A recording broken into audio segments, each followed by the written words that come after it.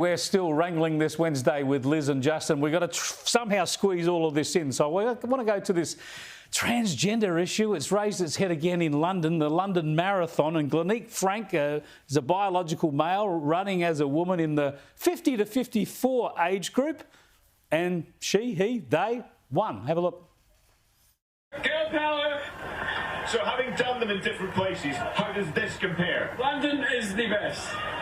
Without a shadow of a doubt. I know, said it to my beautiful son who's having a baby, so I'm going to be a granny G.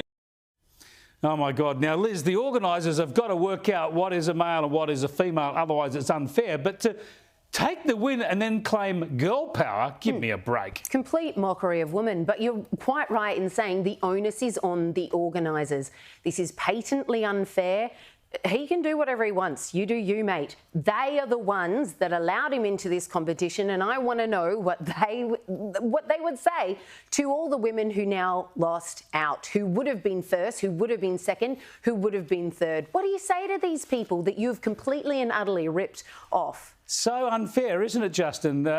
Presumably a woman came second and she's been disempowered. It's not girl power, it's disempowering women.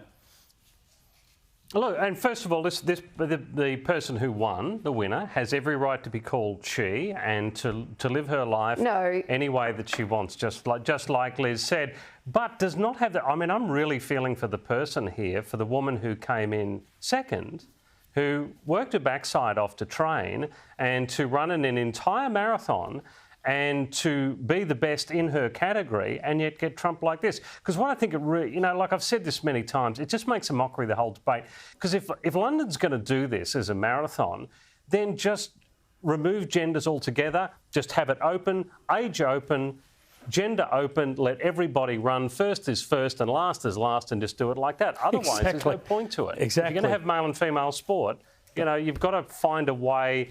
We've seen this many times. Common sense has just been chucked out the window. And unless we bring it back, we're going to keep mocking transgender people. We could always just follow the science. That would be a really good idea here. Now, I'm talking about making a mockery. Let's make a mockery of politics and the free world at the moment and show you a little bit more of what's unfolding in the United States. Here is President Joe Biden about to run for a second term, supposedly. Here he is talking about a little of his family history. Think about it this way. My grandpop, who I never met, he died in the same hospital I was born in 2 weeks before I was born. Cute story, but see how it checks out. An anecdote that is sure to pull on the heartstrings, but Sandra, it's a story that does not appear to have the added benefit of actually being true. Biden's grandfather that he was talking about there died September 1941 in Baltimore. President Biden was born November 20th, 1942 in Scranton, Pennsylvania. So we looked, could he have been talking about his other grandfather? Well, that grandfather died years later, so... Just wrong. Justin, he can't just get stuff like this wrong. He can't just make it up. It's close to being a cute story. He's just out by a number of weeks and different cities. Look, I've got to tell you, I'm not having a go at you here, Chris. I'm not having a go at anyone. And I have been one of the first to make jokes about Joe Biden. I've got to tell you, I can't make jokes about him anymore because I think it's serious. I think he's got a serious medical condition.